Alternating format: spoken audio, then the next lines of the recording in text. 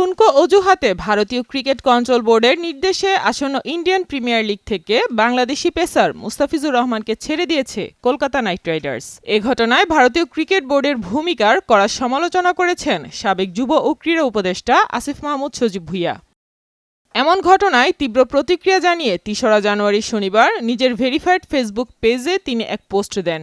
সেখানে আসিফ মাহমুদ লেখেন, এরকম একটা উগ্র রাষ্ট্রকে কোনো প্রকার আন্তর্জাতিক ইভেন্ট আয়োজনের সুযোগ দেওয়া উচিত না। তিনি আরও বলেন, সরকার ও বাংলাদেশ ক্রিকেট বোর্ডের যৌথ উদ্যোগে অন্যান্য ক্রিকেট খেলুড়ে দেশের সঙ্গে আলোচনা করে ভারতকে আন্তর্জাতিক ইভেন্ট আয়োজনের অনুপযুক্ত ঘোষণা করা উচিত।